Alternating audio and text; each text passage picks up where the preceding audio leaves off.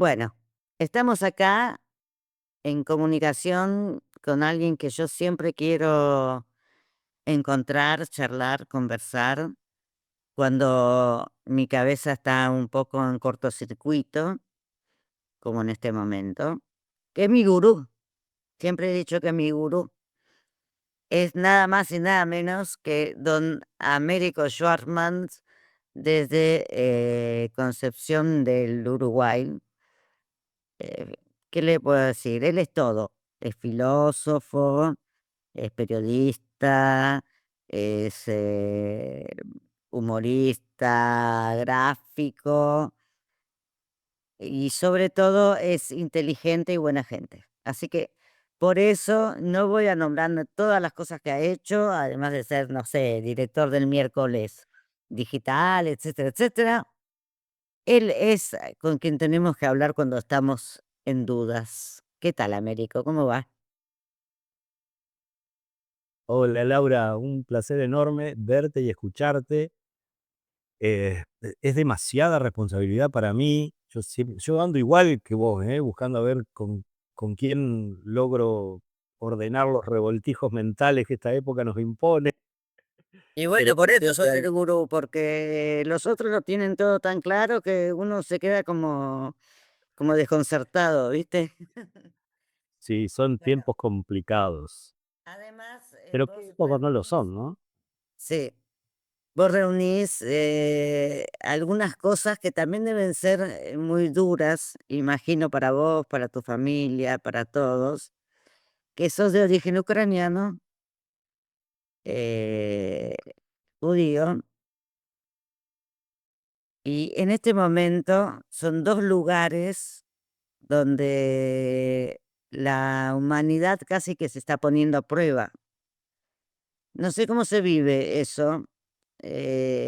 En principio personalmente, pero también desde hablando como una persona que tiene sus ancestros y sus abuelos y bisabuelos en los lugares donde están los conflictos, ¿no? En este momento.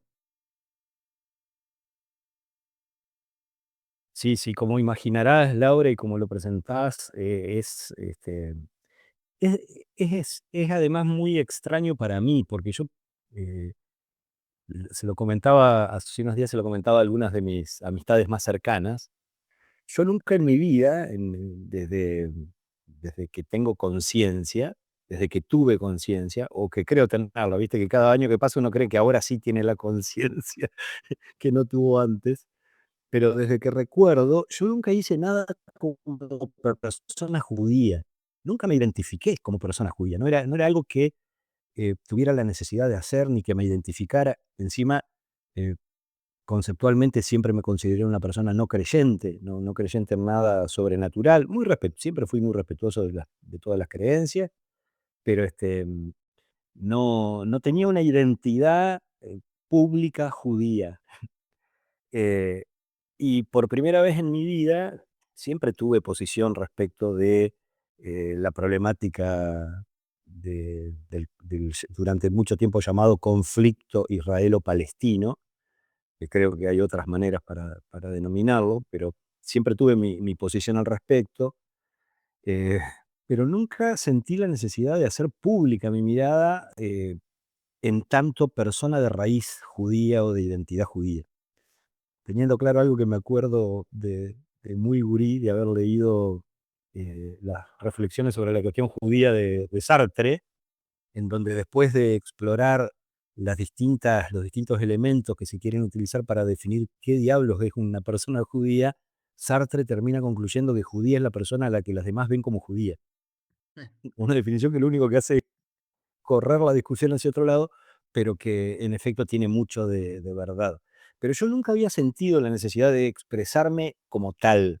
de- sí bromeaba, a vos te consta, bromeaba mucho con este origen que a mí me apasiona tanto, esta mezcla, este embolleré, este entrevero que somos en la identidad argentina en general y en la identidad del litoral en particular, donde tenemos todas las abuelas posibles, ¿no? Tenemos la abuela indígena, tenemos la abuela afro, tenemos la abuela europea, Y de esta mezcla ha salido, en mi opinión, y quizás algún día lo podamos ver expresado en distintas formas de organización social, distintas a lo que conocemos, pero salieron formas de armonía, de convivencia, de mezcla, que a mí me encantan y que tienen que ver con nuestra cultura, con nuestra música, con nuestras artes, con nuestra literatura, con nuestra forma de ser, con la forma de ser del litoral, compartida con los orientales, con los uruguayos, compartida con los correntinos, los misioneros, compartida con los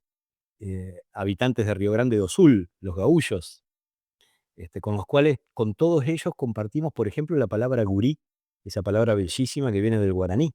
Hablamos de nuestros niños, de nuestras niñas, y decimos, naturalmente, decimos gurí, gurisa, gurises. Este, y bueno, nunca sentí esa necesidad hasta hace un par de años, cuando con el pretexto, yo lo digo con todas las conclusiones a las que he ido llegando. Vos cuando me quieras frenar y quieras que aclare algún término, me decís, pero hasta hace un par de años, cuando con el pretexto de la verdadera e injustificable masacre cometida por Hamás el 7 de octubre del 2023, el Estado de Israel desató una injustificable, abominable campaña destinada a limpiar étnicamente Gaza y a profundizar la ocupación y la limpieza étnica de Cisjordania, del West Bank, como le llaman ellos, de lo que se habla bastante menos que de Gaza, pero que también ha estado ocurriendo y se ha estado profundizando en todo este tiempo. Eh, y lo sentí porque, por un lado, un montón de gente amiga y conocida que saben que yo tengo hermanos, hermana, primos, sobrinas, parientes, amigos, que viven en el territorio histórico de Palestina, en el Estado de Israel, en los territorios ocupados por el Estado de Israel, y que son israelíes, me preguntaban con preocupación acerca de sus vidas, como es lógico, ¿no? Uno también vive permanentemente preocupado por cómo estarán sus familiares, sus amistades. Pero frente a eso que estaba pasando y frente a las noticias que empezábamos a conocer, sentí la necesidad de escribir algunas cosas, de hacer pública mi mirada al respecto.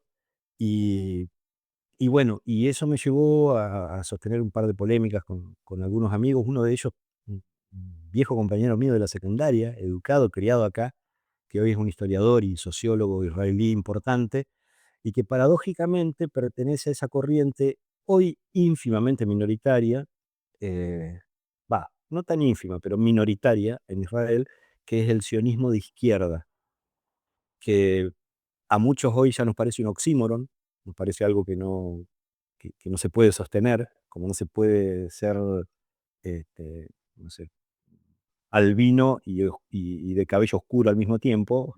De la misma manera, es muy difícil hoy sostener un sionismo de izquierda.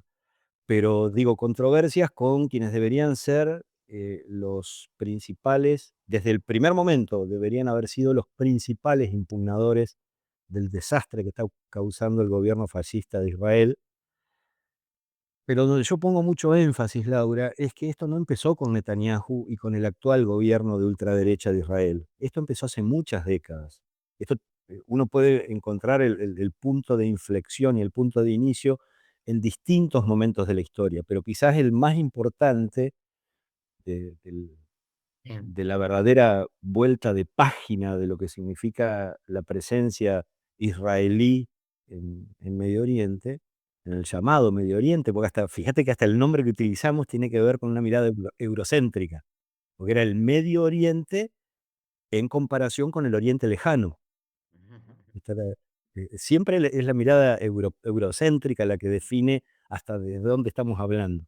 Pero digo, eh, la un punto de inflexión muy importante en la historia reciente de los sucesos en Palestina es el año 1967, en donde el Estado israelí, preventivamente, según su propio discurso, ocupa los territorios en los que, de acuerdo a la partición que habían hecho las Naciones Unidas en 1948, debía construirse, debía erigirse el Estado palestino, el Estado árabe. Eh, Hay que recordar, Laura, que en 1948 las Naciones Unidas deciden Mm. que en esa región, en donde no había habido un Estado palestino independiente nunca, pero tampoco había habido en los tiempos recientes un Estado eh, judío, es decir, homogéneamente judío. Y perdóname, esa parte yo no la conocía. ¿Cómo no había habido un Estado palestino? ¿Cuál era el Estado donde se instaló Israel, que estaba lleno de La, palestinos? la re- Pero la ¿qué región Estado era? geográfica, claro, la región geográfica se la conocía como Palestina desde hace muchísimo tiempo. Desde los romanos la habían llamado la Siria Palestina, porque la consideraban en su propia división jurisdiccional, la consideraban parte de Siria, y a esa parte le llamaban la Siria Palestina. Entonces la región geográfica se conocía como Palestina, pero no había habido un Estado palestino. Tampoco había habido desde la antigüedad remota, desde las leyendas en parte ratificadas Sería como una región de Siria, digamos, anteriormente sería como una región medio autonomista de Siria, tipo los para los, ro- Balcanes. para los romanos. Después, si vos le preguntás a cada uno de los. Pero digo, Pero cuando se instaló Israel, ¿qué estado había ahí? bueno, por eso, cuando se empiezan a instalar los primeros colonos judíos, Mm. ya, eh, a ver, también para definirlo, europeos, ¿no? Judíos europeos, embebidos de una doctrina nacionalista europea, que se llama sionismo, que había nacido, como tantos otros nacionalismos europeos, había nacido en la segunda mitad del siglo XIX. En el Mm. caso particular del sionismo, fíjate que qué curiosidad incluso, si se quiere, porque el fundador, los principales fundadores del sionismo, encabezado por Teodoro Herzl, un, un abogado y periodista eh, alemán, austríaco, no era gente religiosa, no era gente que se guiara por las leyendas bíblicas. La decisión de impulsar la creación de una patria judía, de un Estado judío en Palestina, tuvo que ver con una decisión más estratégica y hasta propagandística. Herzl lo dice en su libro El Estado Judío, él lo dice con claridad. Él, a raíz de la religiosidad de las comunidades judías y de ciertas tradiciones inmemoriales, muchas de las ceremonias religiosas judías, desde muchísimos siglos, terminaban con una expresión en hebreo, que era el idioma litúrgico. El hebreo no estaba vivo como idioma. Los judíos europeos no hablaban en hebreo, hablaban en yiddish. El yiddish es una mezcla una especie de dialecto del alemán, con muchos términos, con muchos vocablos hebreos. Pero hablaban en yiddish, no en hebreo. El hebreo era el idioma litúrgico. Para hacer una analogía un poco difícil, pero que creo que ilustra, era como el latín para la Iglesia Católica. Sí. Las personas hablaban la lengua de su país, los españoles hablaban en español, pero la ceremonia religiosa era en latín. Bueno, esto era parecido. Los judíos europeos hablaban el idioma de su país, muchos de ellos hablaban el yiddish, pero el idioma litúrgico era el hebreo. Y Herzl sabía que, como parte de esa tradición, muchas de las oraciones terminaban diciendo, como expresión de deseo, el año que viene en Jerusalén. Es decir, había toda una tradición entre las comunidades judías europeas de que allá lejos y hace mucho tiempo los judíos habían sido expulsados por los romanos, habían sido expulsados del territorio tradicional de Palestina, pero que algún día volverían. En la tradición religiosa judía, en la tradición bíblica, en la tradición talmúdica, ese regreso solo puede ser de la mano de la llegada del Mesías.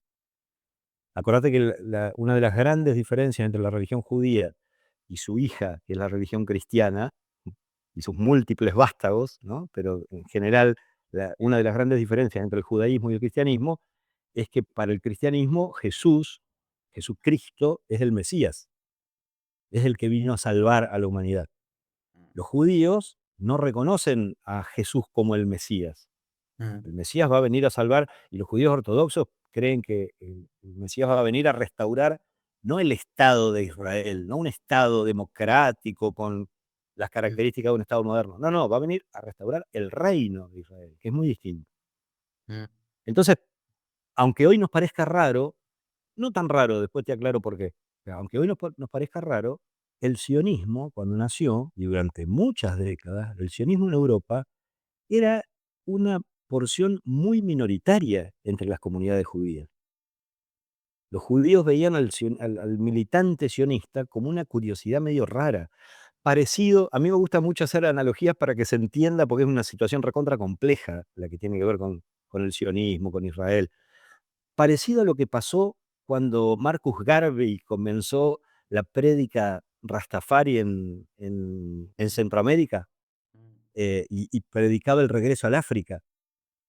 Y muchos de la comunidad afroamericana, me refiero a todo el continente, no solamente a los afroamericanos de los Estados Unidos, sino de todo el continente americano, a eso lo veían como una cosa medio, ¿cómo voy a volver a África?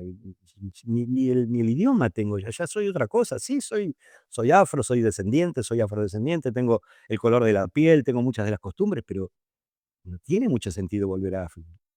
Y de hecho hay un estado que se creó en África con l afroamericanos de los Estados Unidos que se independizaron de la esclavitud y formaron un estado, eh, que se llama Liberia, que existe hasta hoy.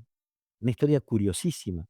Pero bueno, basta por un momento de esa analogía, Seguimos un ¿viste? poco con, porque ya nos estamos haciendo una clase maravillosa, pero que no tenemos tiempo para tanto. Bueno, en esa Digamos en que esa decías entonces que les devolvió el Estado, vinieron a ser, no sé, después de la Segunda Guerra Mundial, los Estados Unidos que decidieron dar, sí, o si lo querés ver digamos, con el Mesías es si lo querés ver con ironía, en Estados Unidos, ¿o no? claro, y un poco peor, Laura, cuando yo cuando quiero provocar mucho, yo digo que terriblemente la creación del Estado de Israel es algo que los sionistas le deben fundamentalmente a Hitler. Es decir, lo que convence a una enorme cantidad de judíos europeos de que debían efectivamente irse de Europa e irse a un lugar en donde pudieran tener un Estado que los protegiera, es el nazismo, es la persecución nazi. Y lo que convence a los países occidentales y orientales, porque Rusia fue muy importante, la Unión Soviética fue muy importante para la creación del Estado judío. Mm. Lo que convence a los europeos y a los occidentales y a Estados Unidos y a Rusia de que efectivamente hay que crear un Estado judío y darle esa seguridad a los judíos, después de lo que sufrieron en el Holocausto, es el nazismo, es el Holocausto. Entonces, Mm. es una cosa espantosa, pero eh, yo cuando era adolescente lo veía con una claridad que a mí mismo me daba mucho pudor decirla, porque me parecía terrible lo que pensaba, pero lo que yo pensaba era crear un Estado judío, o sea, Es como autosegregarse. una segregación, una autosegregación, sí. Claro, no es darle la razón a los nazis. No era exactamente ese el programa, porque la solución final fue, como su nombre lo indica, la solución final, cuando el nazismo ya Bueno, estaba. ahora sería un poco como sacar a los palestinos de ahí, sería la solución final, porque la verdad que lo que a mí me impresiona es la cuestión ya no política, ya es más humanitaria, que incluso Greta Thunberg lo había dicho ahora cuando partió de vuelta Pues yo llegué a Italia en el momento en que estaban atacando los drones a 3 naves de la flotilla, una de ellas italiana. Por lo cual acá en Italia, este es un tema de debate, permanente, porque no saben cómo reaccionar, y me da un poco de impresión que no se vea esto con la misma intensidad en nuestro país, por ejemplo, en Argentina, porque por más que haya manifestaciones y todo, yo creo que acá estamos en una especie me sale en italiano la palabra bivio, en el momento en que se dividen las aguas Ujú, y que vos decís, bueno, tenés que decidir de qué lado estás. Y al decidir continuar con esta flotilla, que no sabemos cómo va a terminar, yo pienso que en algún momento van a llegar a un acuerdo, pero que ya han hecho todo lo que tenían que hacer, digamos. Es impresionante el coraje, el valor, todo lo que tuvieron, todos los que se subieron a esos barcos. ujú, Y ella dijo, "Ya acá no es solo una cuestión de llevar ayuda a un pueblo, es una cuestión de poner a prueba si todavía existe la humanidad como tal, ¿no? Estamos en un momento muy grave, tan grave como fue el nazismo, digamos, en su momento. Después me pongo a pensar que a veces la historia es todo de momentos así, que la historia siempre fue una porquería y la verdad que la humanidad ujú. siempre fue que tuvo algunos, resquicios, porque justo ahora estoy leyendo un libro de Lilian Hellman, la mujer de, Dashiell Hammett, sobre la Guerra Fría y el macartismo, donde vos decís, bueno, a los 2 años de terminar la Segunda Guerra Mundial ya quisieron inventarse otra guerra porque no se puede vivir en paz, digamos, porque a los que tienen el poder la paz les molesta, entonces tienen que inventarse algo. No sé, yo estoy preocupada por esta sensación que uno tiene, que es por un lado de fin de un tipo de humanidad y por otro lado de que no, que quizás la humanidad es así y bueno, algún día llegará al fin. No sé, acá vamos para la parte más filosófica, digamos, y no tanto histórica del asunto, ¿no? Mirá, yo estoy muy cerca de la segunda opción que planteás, que las cosas siempre fueron así para los seres humanos, pero también de la idea de que, bueno, tiene mucho que ver, como vos decías, con las cuestiones filosóficas, porque hunde sus raíces en Occidente en la dialéctica y en Oriente en el yin y el yang, en la idea de que todo lo que existe contiene también su contrario y es en buena medida es el equilibrio, el inestable equilibrio de la relación de fuerzas entre la luz y la sombra, digamos, ¿no? Para decirlo un poco poéticamente. Somos eso, Laura, somos eso, tenemos lo peor y lo mejor. El pueblo judío, bueno, yo ya no hablo de pueblo judío, no hay un pueblo judío. Hay una enorme cantidad de personas que tienen identidad o raíces judías y que son absolutamente heterogéneas, como ocurre con las personas de origen árabe, como ocurre con las personas de origen español. Yo siempre recuerdo, a mí me encanta Antonio Machado, que seguramente lo tenés bastante Mm. junado. Y Machado pertenece a una tradición de la cual él es muy consciente, filosófica, de lo mejor de España, de lo mejor de la tradición hispánica, de la que recupera la idea yo la primera vez que leí la expresión "nadie es más que nadie", se la leí a Machado, Ah, en los 2 libritos deliciosos de ese personaje que él inventa, que se llama Juan de Mairena, que es un profesor de gimnasia que a la vez es profesor de ética, y que tiene mucha filosofía y está mucho bien. humor. Y mucho humor. Y en ese cruce de filosofía y de humor, Machado tiene cosas sensacionales, pero una de las que hace hincapié muchas veces es en las 2 Españas, en los 2 corazones de España. El por decirlo de alguna manera, el oscuro, el que está lleno de pasiones odiosas, de las pasiones tristes que hablaba Spinoza, si se quiere, y el otro, el que tiene toda la nobleza de corazón, que tiene la humildad, que considera que nadie es más que nadie, que las personas valen por lo que son y no por lo que tienen. Entonces, eso yo creo que es aplicable a todas las naciones del mundo, a todas las etnias, a todas las tradiciones. Vos con la Biblia en la mano podés encontrar las justificaciones más espantosas para matar y podés encontrar las justificaciones más sublimes para compartir. Ujú. Como por ejemplo cuando Dios les dice que la tierra es mía, no es de ustedes. Todos ustedes son peregrinos y forasteros en toda la tierra, porque la tierra es mía. Mm. Y eso está en la Biblia, en la misma Biblia que después manda a matar por cualquier pelotudez, uy, con perdón de la palabra.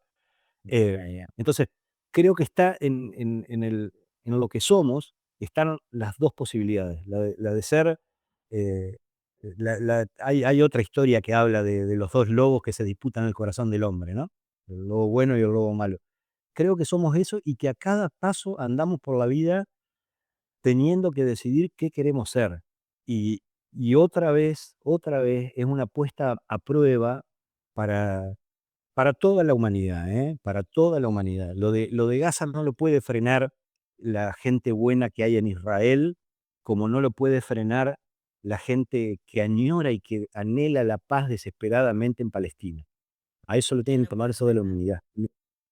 Y no hay otra manera. Yo creo que es el conjunto de acciones, desde los artistas que dicen: "Yo no me callo más", desde los cineastas que dicen: "Yo no me callo más", hasta las personas de raíz o de identidad judía en cualquier lugar del mundo que dicen: "No en mi nombre y basta a esa masacre. No acepto un Sí. genocidio en mi nombre". Desde esas personas hasta los jefes de Estado, hasta los líderes sociales. Yo lo que veo que es Recuerdo medio dramático es que me parece que la sociedad civil está tomando el puesto que tendrían que tener los estados, es decir, está haciendo lo que tendrían que hacer los totalmente, estados, porque totalmente. se están violando Pero hay todas las normas pero hay una internacionales, historia todos los tremenda. derechos, todas las leyes. Y cuando vos decís: "Si mis representantes", pero al mismo tiempo eso es como peligroso, porque ellos se tendrían que dar cuenta que eso es peligroso, porque te obligan a un tipo de violencia, no de violencia, sino de acá, en este momento, la discusión es si siguen, la flotilla, como tenía pensado. Ellos son los responsables porque se están metiendo en una situación en que los van a matar, más o menos, ¿no? Es como la mujer violada que va con el coso corto. Ahora, nadie es Sí, capaz de yo no quiero ser, parar a Netanyahu. no quiero Yo ser no más se lo mare. Ya dramático. sé que no empezó con Netanyahu, pero Netanyahu es como lo peor que te puedo. Netanyahu, Trump, Milei, Sí, sí, Ordán, no sé, hay un eje, una especie de eje que se está formando, sí, comparándolo con el eje de la alianza, ¿no? Que da como mucho sí, sí. miedo y no sé cómo se puede parar, porque no le dan bola a nada. Sí, y por eso yo creo que y en ese sentido es que apelo todo el tiempo a las analogías, porque me parece que nos ayudan a ordenar las posibilidades, al menos, las posibilidades conceptuales, el horizonte de expectativas. Sudáfrica, digo, más allá de las diferencias, la Sudáfrica del apartheid no se no se modificó desde adentro y por resoluciones de las Naciones Unidas. Fue una conjunción de elementos en donde el boicot internacional, la movilización de las personas de todos los colores y de todas las etnias y de todos los orígenes que estaban, fuertemente comprometidas con eliminar ese sistema inhumano, racista, supremacista que era el apartheid, Ujú. más el impacto mundial cuando cuando Sudáfrica, que era presentada como una de las grandes naciones de África, blanca, europea en África, empezó a convertirse en un paria en el planeta. Yo creo que ahí es el punto de inflexión y Ujú. creo que, por eso digo, salvando todas las distancias, porque nunca Y creo que nunca uno las vería situaciones en son el exactamente iguales. poder económico quizás que tiene la comunidad judía en Estados Unidos y viste, hay un problema económico acá porque no se puede entender por qué no se los aísla, no se cortan relaciones directamente y basta, ¿viste? Porque la gente de Claro, la es que lo otro flotilla estaría es dispuesta a volver si comunidades bueno, judías sí, nosotros volvemos y que ustedes cortan apoyan, y relaciones. no de manera. Sí, te decía, fíjate que ya la comunidad judía de los Estados Unidos, que es muy influyente, que es muy poderosa, bueno, de hecho hay más judíos en los Estados Unidos que en Israel, ¿no? Eh, Empieza a resquebrajarse internamente, empieza a haber voces muy importantes de distintos ámbitos de la comunidad, de la colectividad judía en los Estados Unidos que dicen, che, paremos la mano porque esto nos está haciendo daño. En todos los lugares donde hay comunidades judías más o menos importantes, y esto no es nuevo, Laura, ¿eh? Yo, en una de mis notas recientes insisto mucho en cómo personalidades como Albert Einstein o Hannah Arendt o Martin Buber o tantos otros, cuando nació el sionismo ya advertían sobre la posible deriva fascista del sionismo, porque el propio sionismo tiene una vertiente fascista, supremacista muy fuerte, que es de donde desciende Netanyahu. Esto no mucha gente lo sabe, pero el padre de Netanyahu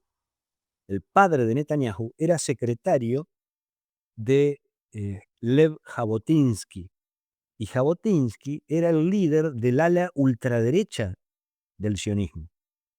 Mm. Era un tipo que, antes del Holocausto, hay que aclararlo, pero que era calificado por los propios sionistas de izquierda como el Hitler sionista. No estoy exagerando, no estoy inventando nada, esto es histórico. Hay un reporte de una conocida revista política yanqui de la época, en donde un periodista lo entrevista y hace toda una nota muy detallada acerca de Jabotinsky y lo califica, el título de la revista es El Hitler judío. Es del año 35, faltaba mucho para la solución final. Hitler todavía era visto por algunos como un personaje más pintoresco que peligroso, pero para que te des una idea, bueno, de ese tipo, de Lev Jabotinsky, que yo tengo, a ver si, dame un segundo.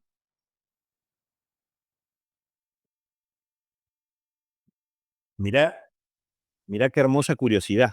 No sé si se va a alcanzar a ver bien. Este es uno de los libros de Vladimiro Jabotinsky. ¿Se alcanza a ver? Sí, sí, La sí, Legión Judía. perfecto. No sé si por radio se va a ver mucho, pero van a tener que ponernos en nuestro canal de YouTube. Está perfecto, perfecto. Fíjate el mapa, Laura.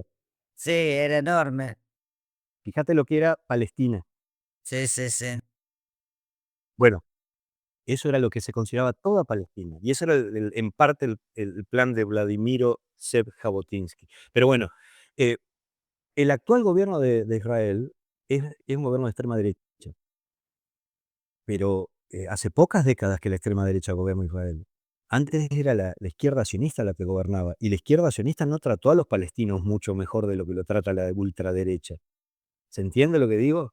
Entonces acá hay un problema de raíz en el sionismo, en el pensamiento supremacista del sionismo, que en algún momento, de nuevo la analogía con Sudáfrica, en algún momento, más tarde o más temprano, van a tener que comprender van a tener que comprender que tienen que abandonar ese supremacismo, que es típicamente europeo, por otro lado, típicamente europeo. Bueno, vos sos un optimista que por eso yo te llamo cuando estoy en crisis, porque eso de van a tener que comprender, van a tener que comprender. Yo creo que lo van a tener que comprender, las cosas se aprenden a los palos por algunos, ¿viste? Porque no es que se ponen a leer y dicen, ah, no, no, no, hay que hacérselos comprender de una manera No, no, no. complicada.